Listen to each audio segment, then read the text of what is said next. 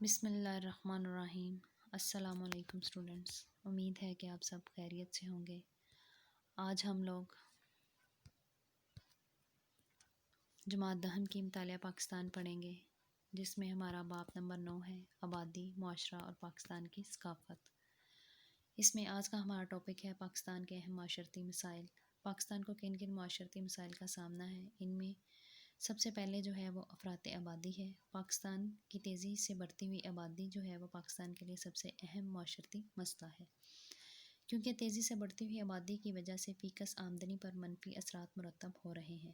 اس کی وجہ سے لوگوں کی بچتیں کم ہو رہی ہیں اور ان کا معیار زندگی جو ہے وہ گرتا چلا جا رہا ہے، کیونکہ لوگوں کو روزگار کے مواقع جو ہیں وہ میسر نہیں آتے۔ اس کی وجہ سے ان کی بچتیں کم ہونا شروع ہو جاتی ہیں، تو ان کی بچتیں کم ہونے کی وجہ سے آٹومیٹکلی جو ہے وہ ان کا معیار زندگی گرنا شروع ہو جاتا ہے۔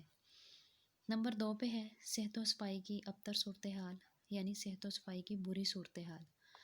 پاکستان میں صحت و صفائی کی ابتر صورتحال کی وجہ مختلف بیماریوں سے ہر سال جو ہے کئی قیمتی جانیں جو ہیں وہ ضائع ہو جاتی ہیں، یعنی اس کی سب سے بڑی وجہ تو ہم لوگ یہ کہیں گے کہ اس میں لوگوں کی اویئرنیس کی کمی ہے، لوگوں کو صحت و صفائی کے اصولوں کے بارے میں آگاہی نہیں ہے، جس کی وجہ سے ہر سال جو ہے وہ مختلف بیماریوں کا شکار ہوتے ہیں اور ان کی قیمتی جانیں جو ہیں وہ ضائع ہو جاتی ہیں۔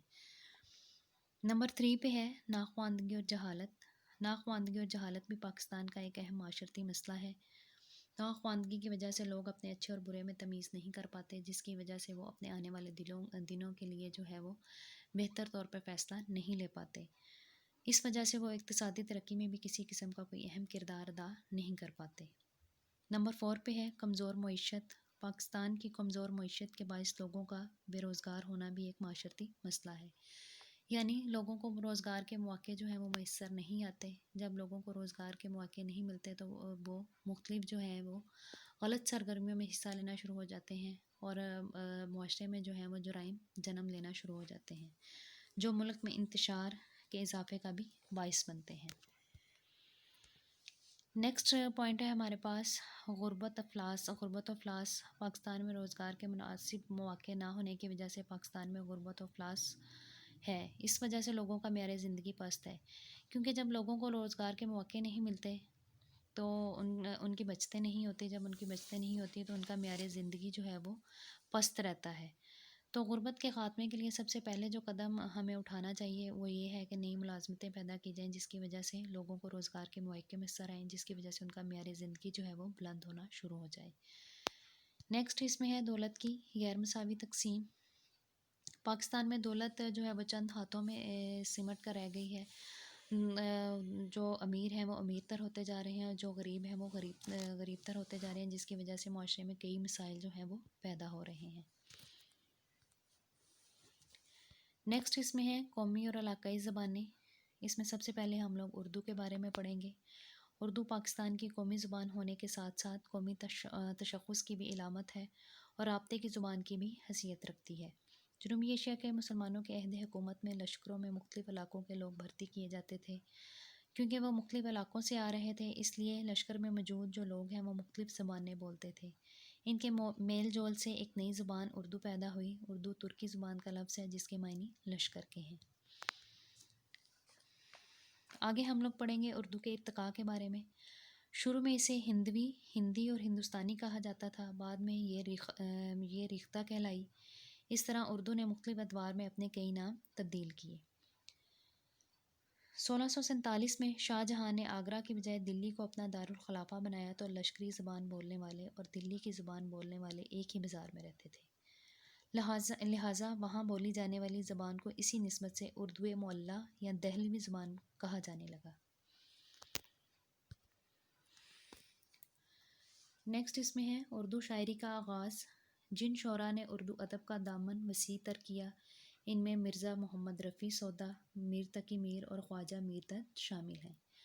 19ویں صدی کے ابتدائی اشروں میں نظم کو خوب ترقی ملی۔ اس دور میں ذوق، بہادر شاہ ظفر اور مرزا غالب جیسے عظیم المرتبت شاعر پیدا ہوئے۔ مرزا غالب کی غزل کے ساتھ ساتھ ان کی نثر بھی اردو ادب کا قیمتی سرمایہ ہے۔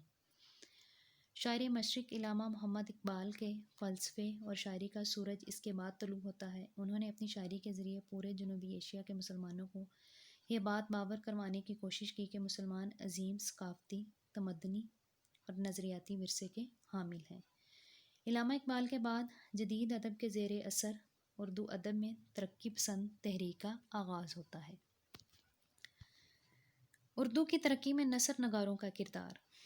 1857 کی جنگ آزادی کے بعد جنوبی ایشیا میں سیاسی و معاشرتی حالات میں نمایاں تبدیلی آتی ہے، جس کے باعث تخلیقی اردو ادب نے ایک نیا رخ اختیار کر لیا۔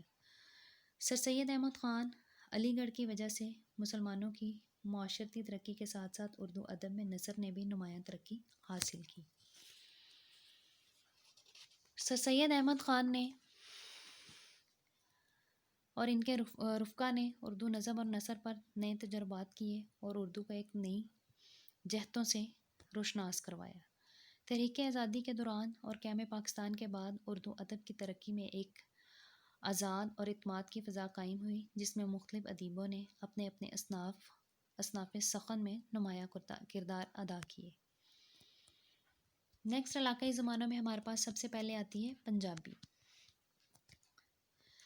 پنجابی زبان صوبہ پنجاب کی بہت قدیم زبان ہے۔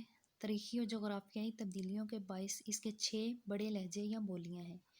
ان کو مختلف ناموں سے پکارا جاتا ہے: شاہ پوری، ماجھی، چھاچھی، سرائکی، دھنی اور پھوٹواری وغیرہ۔ سب سے معیاری جو لہجہ ہے ان میں ماجھی لہجہ ہے۔ پنجابی زبان کے علم و ادب کی نشاندہی محمود غزنوی کی آمد کے زمانے سے ہوتی ہے۔ پنجابی زبان کی شاعری نے داستان گوئی کو خاص مقام حاصل ہے۔ جن شعراء نے پنجابی کی لوک داستان کو منظوم کیا، ان میں وارث شاہ کا قصہ ہیر رانجھا، ہاشم شاہ کا قصہ سسی پنو، حافظ برخوردار کا قصہ مرزا صاحبہ، فضل شاہ کا قصہ سونی مہیوال وغیرہ مشہور ہیں۔ ان قصوں میں اعلیٰ درجے کی شاعری کے علاوہ اس وقت کی پنجابی تاریخ نیز معاشی، مذہبی اور معاشرتی زندگی کی بھرپور جھلک بھی دکھائی دیتی ہے۔ 20ویں صدی کے بعد ناول نویسی، ڈرامہ نویسی، تذکرہ نویسی، تحقیق و تنقید اور دوسرے اصناف نثر میں مختلف لوگوں نے گراں قدر کام کیا ہے۔ اب ٹیلی ویژن اور ریڈیو کی وجہ سے جدید ڈرامہ نویسی میں بھی بڑی ترقی ہو رہی ہے۔ پنجاب یونیورسٹی میں بھی شعبہ پنجابی قائم کر دیا گیا ہے، جہاں ایم اے پنجابی اور پی ایچ ڈی بھی کروائی جا رہی ہے۔ دوسری ہماری علاقائی زبان ہے سندھی۔ سندھی ایک قدیم زبان ہے جو پاکستان کے صوبہ سندھ میں بولی جاتی ہے۔ آریائی خاندان سے تعلق کے باعث یہ دریائے سندھ کی وادی اور ارد گرد کے علاقوں میں بولی جاتی ہے۔ انگریزوں کی آمد کے بعد انگریزی زبان کے الفاظ بھی سندھی میں شامل ہو گئے، جس کے باعث سندھی زبان کے ادب اور ذخیرہ الفاظ میں بھی وسعت آنا شروع ہو گئی۔ یہ زبان اپنے قدیم ثقافتی ورثے کے سبب پاکستان کی دیگر علاقائی زبانوں کی نسبت زیادہ مضبوط ہے۔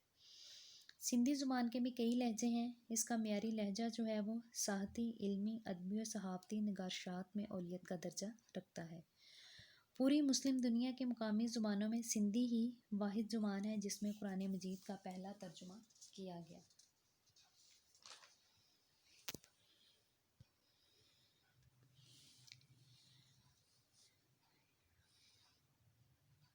شاہ عبداللطیف بھٹائی اور سچل سرمست جیسے صوفی شعراء اپنے بے مثال شاعری سے سندھی ادب کو مالا مال کر چکے ہیں۔ اس دور کو سندھی ادب میں سنہری دور سے تعبیر کیا جاتا ہے۔ شاہ عبداللطیف بھٹائی نے عام زندگی اور غریب محنت کش طبقے کی عظمت کو اجاگر کیا ہے۔ عظیم المرتبت شاعر سچل سرمست نے سندھی، اردو، سرائکی، پنجابی اور فارسی میں شاعری کی۔ وہ صوفی صفت انسان تھے اور تصوف میں وحدت الوجودان کا خاص موضوع تھا۔ انگریزوں کے دور میں سندھی زبان میں بہت ترقی حاصل ہوئی۔ اس دور میں مرزا کلیچ بیگ کا نام بہت زیادہ اہم ہے۔ انہوں نے شاعری اور دوسرے موضوعات پر تقریباً 400 کتابیں لکھیں۔ انگریزوں کے دامِ تسلط میں برصغیر کی سیاسی اور سماجی زندگی میں بہت اہم تبدیلیاں رونما ہوئیں اور لوگوں میں شعور پختہ ہونا شروع ہو گیا۔ پاکستان کے معرض وجود کے بعد جدید افسانہ، ڈرامہ نگاری، ادبی تحقیق اور دوسرے علمی میدانوں میں خاصا کام ہوا ہے۔ جدید ادیبوں نے روایتی انداز کو جدید رجحانات سے ہم آہنگ کیا ہے اور تمام تر نثری اصناف کو جلا بخشی ہے۔ سندھی زبان کی ترقی کا ادارہ فعال کردار ادا کر رہا ہے۔ تحقیق و تنقید میں بھی نمایاں ترقی حاصل ہوئی ہے۔ یہی تھا آج کا ہمارا ٹاپک۔ اس کو آپ لوگوں نے اچھے طریقے سے یاد کرنا ہے۔ اپنا خیال رکھیے گا۔ اوکے، اللہ حافظ۔